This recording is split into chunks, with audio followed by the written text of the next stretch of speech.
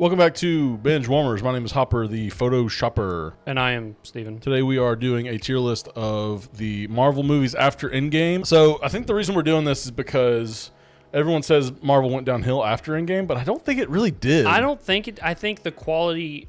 There's just much more of it, right? Yeah, and I think too, like there was a lot of ups. Yeah. With pre-Endgame. Yeah. Here, it's not a lot of ups, but it's not necessarily a lot of downs. It's just a lot of mid. Yeah, agreed. Mid Marvel, I think. And like there was shows kind of crowding everything. Plus there was also like they're coming off Phase 3, which was like golden. Yeah. In Phase 4, I guess this is 4 and 5. Yeah. Then James Gunn say, I don't even know what the phases are. I never understood what any of the phases were in Marvel. I don't know what any of it means. Like, I have no clue what it means. I have no clue what any of that stuff ever meant. Nowadays, it's like, who knows? Okay. All right, let's get into this. This is Spider-Man Far From Home, not No Way Home. I give it a B. I give it a B too. I think it's good, but not It's probably the great. weakest of the trilogy. I really enjoy Tom Holland as Spider-Man, though. I really do. Yeah, I think this is where we started noticing all the problems with this, though, where like he has to have a mentor. It can't be like his own thing. It can't just be his own movie. It was weird that they put it all in Europe because he's like normally a New York guy. Even though I did like the change of pace and I like Mysterio a lot. Yeah. I think that way to do Mysterio was a high note. Genius. Yeah, absolutely. Black C Widow, tier, yeah. I used to think D. I was like, this is the worst movie ever. They massacred Taskmaster, but after all the rest of it, I'm like, it's not too bad. Not too bad. C tier is probably where it belongs. I think if it had a stronger finale, it would probably be higher. Yeah. I think it was that weird like CGI like building crashing out of the flying thing crashing kind of underdid it for me. Shang-Chi. Shang-Chi and the Legend of the Ten Rings. I'm giving this maybe an A or a B. I give it an A, 100%. I think this is a really fun movie, to be honest with you. Absolutely. I think it's really fun. I love when it comes to like Chinese mythology and Chinese like action movies and stuff, and it feels until the very end, you know, when they start getting into the Marvel thing. Yeah. The first like 3 parts of the movie is just like Chinese action film, and it's such a breath of fresh air. It's got that same feel of like the action is fun and good. Yes, and the choreography's so good, dude. Yes, agreed. We've got a banger of Aquafina in there. Dude, everyone wants to like listen to her all the time. Yeah. I wish she made more music, and I wish I could have her in my ears all the time. The scuttlebutt. The scuttlebutt. I wish she talked more about her vagina. Eternals is probably C or D. I'd give it a C. I really appreciated what it was trying to do as far as expanding the scope of Marvel, you know? I think they messed up by trying to do it like an origin story, like they were always here, because it's like, well, where were they when all the bad stuff was happening? You know how much they could have helped with Endgame and Infinity War? They're all heavy hitters, big dog, okay?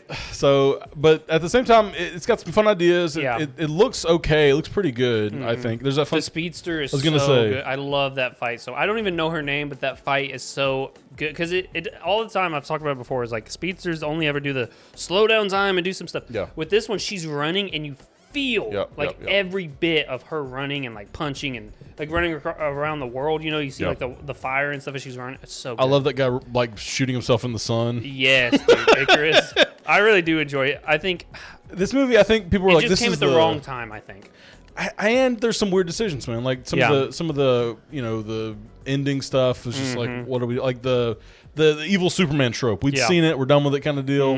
Yeah. I think C is a perfect place for it. Yeah. Spider-Man No Way Home. S tier, dude. Probably S tier. For nostalgia alone. I think for this phase of Marvel, these 2 phases, this is probably as good as it gets, honestly. It really is. I mean, seeing Toby, Andrew, and Tom Holland all in the same movie together, you get back, Green Goblin, Doc Ock, you know. You get Electro's redemption a little bit, you know, Jamie Foxx. Doc Ock's redemption. Yeah, like an actual redemption. I mean, with Electro's is more like character creation redemption, you know. He was a good character. He was fun to watch in this, Yes, absolutely. So, no, it was a really fun movie, great nostalgia. You get Maddie Murdock in there a little bit. Shows that Marvel hasn't forgotten, you know, the street level people. I think the plot is a little weak with Doctor Strange, and like that whole thing just doesn't make a lot of sense. With this one, it's more so just enjoy the nostalgia. That's done well. It's you know even what I mean? We talk about this with Deadpool and Wolverine. It's like fan service that's done really well because it doesn't feel like it's pandering or it's like looking down on you and like throwing you a scrap. It's just like, here's some fun stuff and we're going to incorporate them in fun ways. Absolutely. Here's some stuff you remember that's good. That didn't really, I mean, because like there was more Toby stuff to tell, there was more Andrew stuff to tell, so I'm glad they both kind of got some stuff going. Yeah, Andrew, like we saw a massive resurgence of like bring us the Amazing Spider-Man 3, you know, because they totally realized Andrew was phenomenal in the role. He was just hampered by Sony. It was the writing, directing. It was like all the stuff around Andrew. Yes. It was the Man of Steel problem, really. Yes. Because like Henry Cavill's a fun Superman, but like everything else around him was just terrible. Right. So yeah, absolutely. Multiverse of Madness gets a solid B for me. B, yeah. I wanted to go A, but that's fan service done wrong. I agree. They bring in a bunch of stuff that just kind of just fell flat for me, and the CG in this movie was so bad, dude. I can't get over the eyeball, dude. You're a multi-billion-dollar company. You can't put a good eyeball on his forehead. I would say if it wasn't as fun and dynamic with some of the camera shots, it might be C for me. Like, it's a visually okay-looking movie.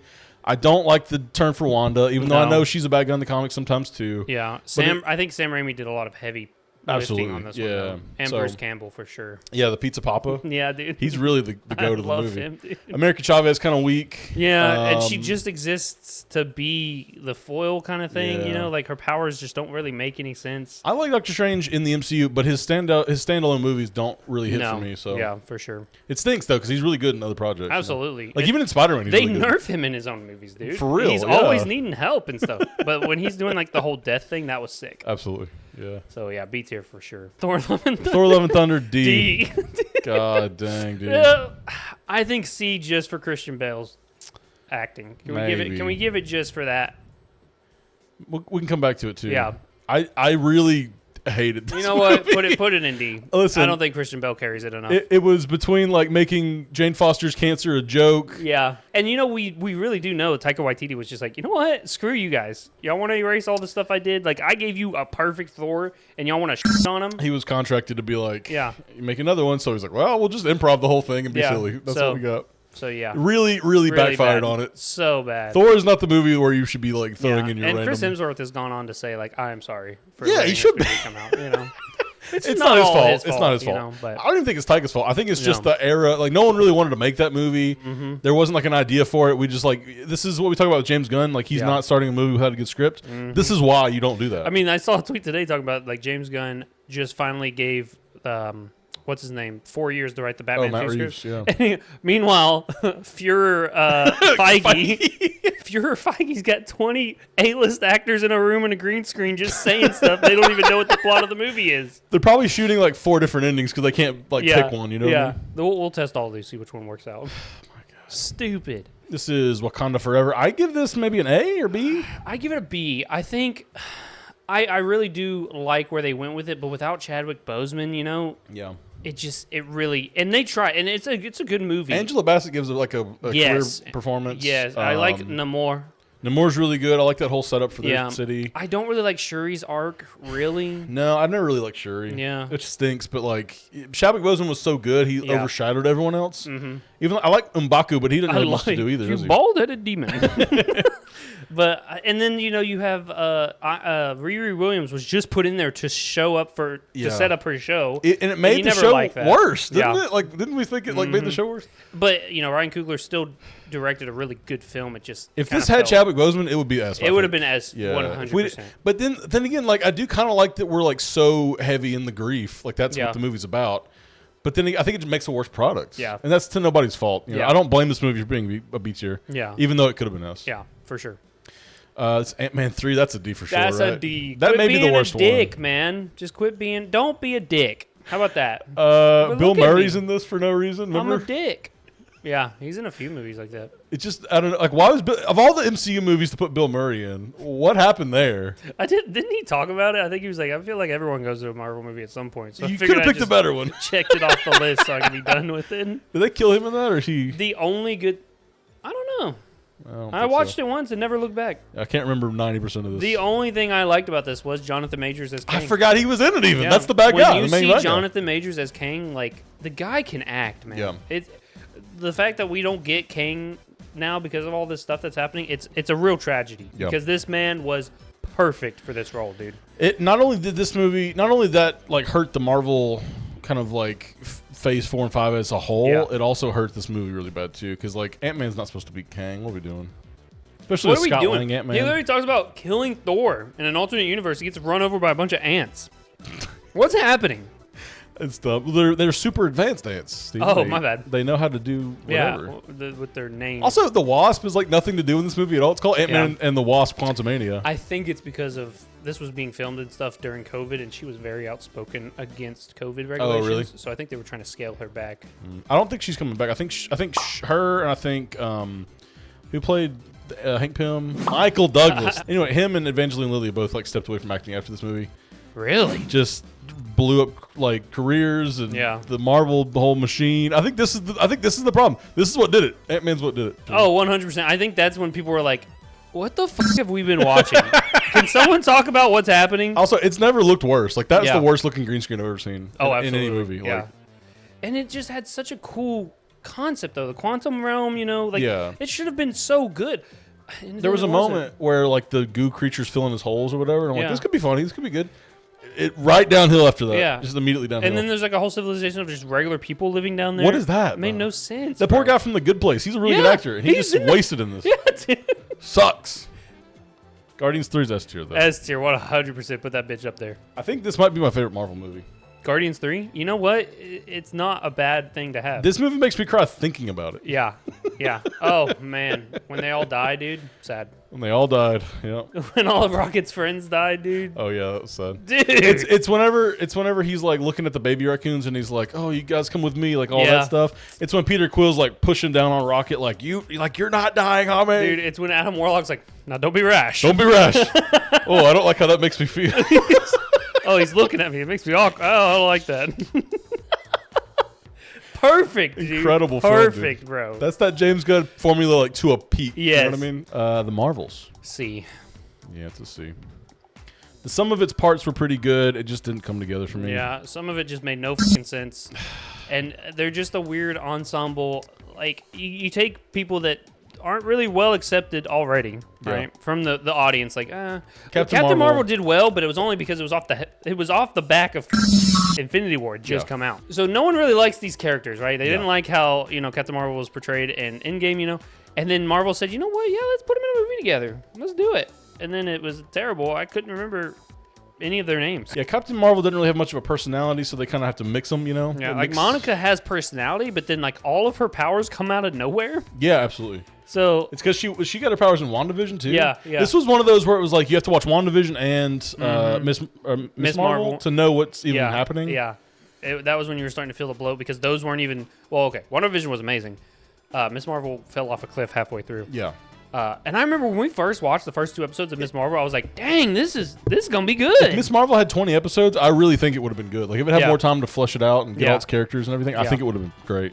And that's the only highlight of the Marvel movie is Miss Marvel. I love her character. I love her family dynamic, dude. Everything about it is just awesome. I kind of like Sam Jackson. Yeah, I mean you can't hate. It's hard Sam not Jackson, to. Yeah, it's hard not to like. Better learn how to fly. Black girl magic. Yeah, get up dude, there. it's cracking me up, bro. Okay, this is where we're gonna disagree a lot, I think, man. Oh, 100%. What do you give this one? I'll follow you. For the sake of argument, I will give it an A. You're gonna go S tier? I was gonna go S tier with it. I was gonna give it like a B. Well, we can stand in the middle of A. All right, it's fine. Because I was 100% gonna put this in S tier. It wasn't very funny to me. It was so funny. The whole opening scene, dude. Of him dancing? Baby, bye, bye, What's funny about that? He's just being silly. Dude, every time I stopped laughing, I was like, oh, we're still going? This is just as funny. I was like, let's roll it on. Let's keep it going, man. When he's literally digging up Wolverine, he's like, I know you're not dead. You're just faking it. I think it had funny ideas, but you definitely feel that it was like, it was shot during like a writer strike or something, wasn't it? Or this is a writer strike film? This is a writer strike film. You feel like the plot is not really there. Actor strike. Was actor strike after it. It was both. Like, oh, that's right. Yeah. So I don't know. I think you feel all that in the movie. It's not like a terrible movie, and it's definitely not the worst Marvel thing. But no, I mean for the fact that we're putting it at A tier. Well, I wanted to put it at B, but I will concede and say A. Yeah. I don't know. I just think Ryan Reynolds' Deadpool's kind of played out by that point, and the other two were like they're grounded with like a really nice like heart and a good story. Yeah. That this just didn't have. They kind of tried doing some of that with his friends in the beginning. Yeah. But it's like not even there, and then it's like a random Wolverine. A lot of it just didn't work for me, but I will say it was fun seeing like some of the rejected, Fox / Sony people or whatever. And then just Hugh Jackman and Ryan Reynolds finally coming together. I guess it was a Fox rejects, not Sony. Yeah, until you're 90. There's only going to be one Blade. You know what? He was right. Deadpool looked at the screen for that, dude. That was maybe my favorite part. That was awesome, dude. The bad guy was kind of weak. I don't know. There's a lot. There were some weaknesses to it, but I think overall, as like just a funny slapstick Deadpool movie, it was a good turn. It's not like Deadpool's furthering the plot of Phase 5. You know what I mean? Well, he might be, man. We got the TSA. He is Marvel Jesus at this point. What's the organization? It's the TVA. Thank you. The TSA. They're just rolling into the paper. The TSA, man. No, it was fun on screen. We actually reviewed this when it came out. Yeah, so go check that out. Check that out. We'll have it linked in the description and Bitch the if you don't. thingy over there. Captain America 4, I think, goes B. Yeah, I'd say B for This is perfectly mid for me. I didn't hate it. I didn't hate it. Didn't amazingly love it. I think it had some good, like, espionage type feel. I think to it almost mystery. did. I think everything was laid out for you in such a way there was no real mystery to have. Yeah, like government conspiracy is what it really felt good. I don't think any of that was done. I think the action was done well. Yeah. I like Captain America, Anthony Mackie. I didn't care for Falcon much. No, he was just a 1-to-1. He was just a 1-to-1. He was just the Falcon, but not the Falcon. He was just. I think they could have been more adventurous with this movie. Yeah, they did. I think they could have pushed the envelope a little more. This movie, we saw a lot of behind the scenes that just didn't make it in. Like, there's all this stuff that just didn't happen. Dude. There was a McDonald's promotion that like happened way early because they were like supposed to, and there was like a whole character they cut out, like this Diamondback character or something. This like girl snake society, serpent society woman, and then like I forget the Israeli lady's name, but like that whole thing got cut. Like. This movie just suffered a lot in the and then you also show. I think it hurts the movie a lot that they showed Red Hulk in the trailers. Yeah, getting Red Hulk is like a show would have at least helped. Well, the whole movie's building up to the Red Hulk, so it like doesn't do you any like justice or like didn't help the movie at all when you know there's only going to be that one scene. Yeah, and it's like at the very end of the movie. Yeah, and I think the Thinker was pretty weak. Yeah, they could have, or the leader. The leader. They could have done better with that. He was just not. He didn't look the part. He was not intimidating, dude. It was all about like the probabilities. Say the numbers, Mason. What do they mean? Anyway, it wasn't the worst movie. I think people gave it a lot of crap when it first came out. Yeah, it's perfectly mid though. Like there's some serviceable fun stuff in this, but it's also like not. Yeah, it's not, and there was a lot of pre-hate on this movie. Everyone was like, "It's gonna suck, more Marvel slop." Yeah, Thunderbolts, I give maybe an S. S tier all the way. Shoot that bitch way up there. I mean, good script, fun character. It made me like characters that I didn't care about before. It gets you hyped for Superman too when you see Sentry. Superman. For me, it Okay. When you see Sentry and like how he's like, I'm like, it made you forget that you missed like just a hard hitting badass superhero that just, how do you beat him? You know what I mean? Yeah. Like how do you beat him? You suck him off. Yeah, blow him through his jorts, dude. No, you just. I mean but I mean honestly, because you make him happy. Yeah. You take away his depression and his anxiety and his fears But the team ensemble worked like because we were like, oh no, another ragtag team that's gonna get to.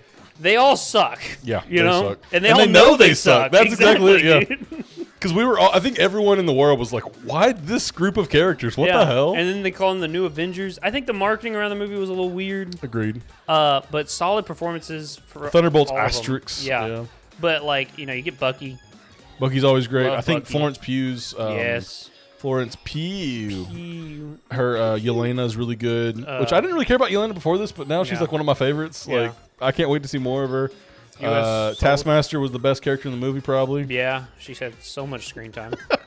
John Walker gets a lot of fun moments, though. He's so good, bro. I feel so bad for him by the end of it. I know. I feel bad for most of them, honestly. Yeah, you get Red Guardian, dude. Oh, a standout. Yeah, incredible. Amazing. Incredible. Phenomenal. Yeah, so I love it a lot. And it sets up interesting places to go for the MCU moving forward. Absolutely. Because now we've got the Avengers, the unofficial Avengers. The new Avengers. And then the new Avengers, like the government-funded ones. So, like, it'll be kind of a fun Civil War. Yeah. Also, it's setting up... Doomsday is going to be so packed because we got them. And according to Variety, they're saying that Reed Richards is going to be leading the team of Avengers. Well, so we got the Avengers, the new Avengers, the Fantastic Four. All the X-Men are coming back. And then we got the Young Avengers. That's 5 teams to manage, man. And the script isn't even written. the ending's not finished. We don't know how we're ending the movie. And it comes out next year. Yeah, man. It's going to look like $2 in a cardboard box, man. But I'll still go see it. We'll talk about it on the podcast for sure. I love parts of it. Oh, we also talked about Thunderbolts on the podcast. Yeah, check that out as well. Yeah. We actually did. No, those are the only 2. I talked about Captain America 4, but it was not going to be on the binge. Yeah. Yeah, I think that's all we covered, yeah.